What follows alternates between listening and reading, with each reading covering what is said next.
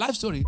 A lion was raised among sheep. Now, this lion raised among sheep, every morning they will go to the water. When they go to water, in the water face answers to face. So when they are taking water, a physical lion will run, come out. All of them will run, including the sheep lion. He will follow the sheep and run. Then one day as he was trying to drink water, he saw a reflection of his image in the water. He said, wow, I don't look like this one. I look like that one pushing us. So when he saw himself, when the lion came again, he didn't run again. He stood. Then the lion now wagged his tail. He said, you belong to me. Two of them now move. We have stayed among sinners, stayed among unbelievers for too long that we not think that we are not Christians, we are not children of God. We think whatever they suffer, we will suffer. No. Once you are born again, you belong to another class. Before man fell, man was in total control of everything, including the devil. Man was in control of the devil. There was nowhere Satan was mentioned in creation. Everything was, God was in absolute control, and man was given the charge over the earth until Adam fell. But God did not leave man just that way. He said, for God so loved the world that he gave his only begotten, whosoever believeth shall not perish but have what?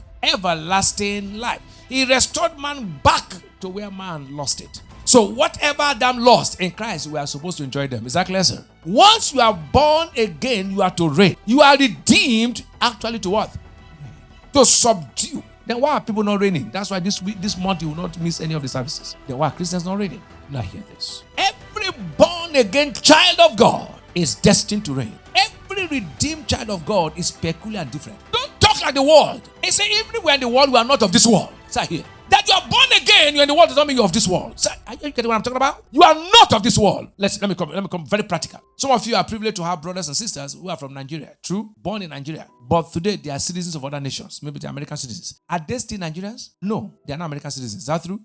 Can the laws of Nigeria affect them? But can the laws affect them? No, by revelation and by understanding. Yes, you are born so place in the earth. But when you're born again, you are translated to where Jesus is. So what happens to the world should not happen to you. That you are in the world does not mean it should happen to you, because you are no longer a citizen of this world.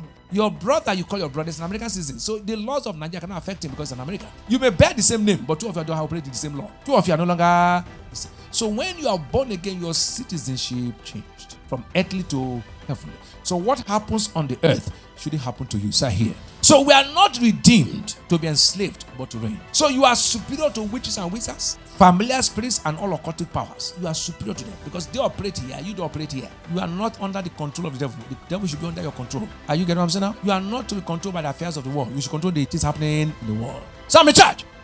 Say it one more time. Say it a minute.